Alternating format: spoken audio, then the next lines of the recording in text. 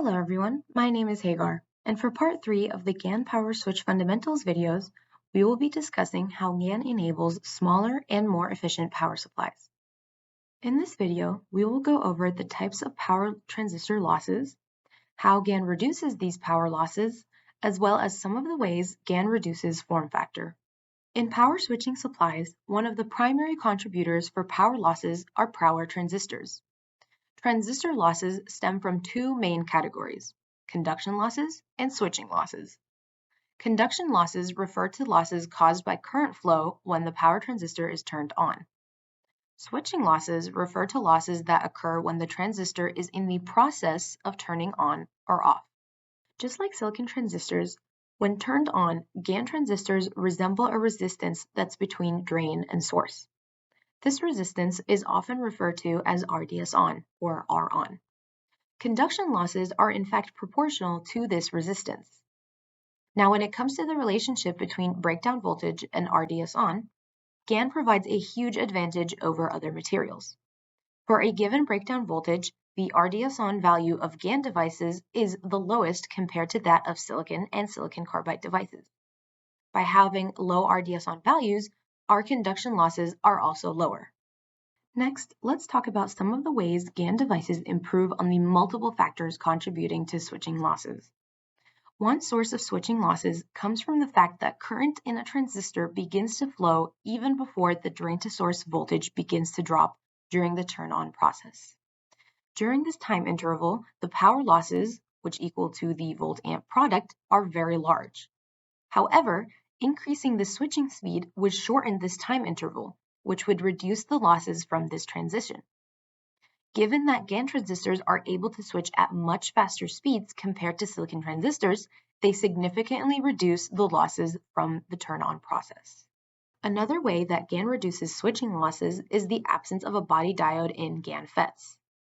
Let's first backtrack to an example of a buck converter using silicon MOSFETs to understand the benefits GaN provides.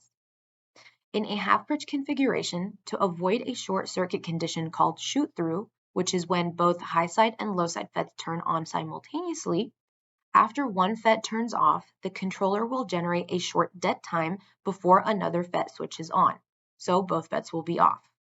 During this dead time, current continues to flow, but because both FETs are off, current is forced through the body diode. However, the body diode is much less efficient than the RDS on resistance. However, silicon FETs cannot conduct here. This is where using GaN is beneficial. GaN devices can actually conduct in the third quadrant with diode-like behavior. So the current that goes through the body diode of a silicon MOSFET actually goes through the RDS on resistance in a GaN transistor, which significantly reduces the losses incurred during dead time.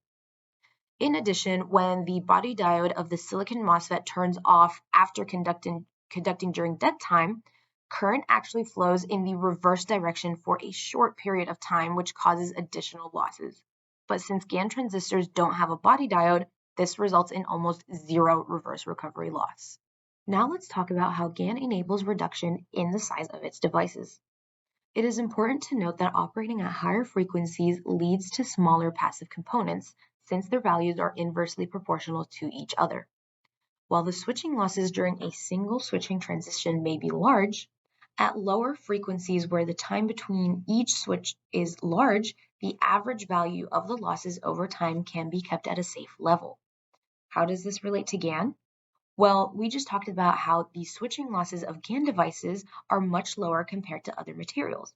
So the time between switches can be reduced significantly, meaning we can operate at higher frequencies while keeping the average value of switching losses at a safe level. Increasing the switching frequency ultimately reduces the size of passive components in our devices, such as transformers, inductors, and output capacitors, leading to smaller device sizes. GaN devices also have better thermal conductivity and can withstand higher temperatures than silicon. This reduces the need for thermal management components, like large heat sinks, frames, or fans. With these benefits, the overall size of GaN devices is reduced. More information can be found in these useful links.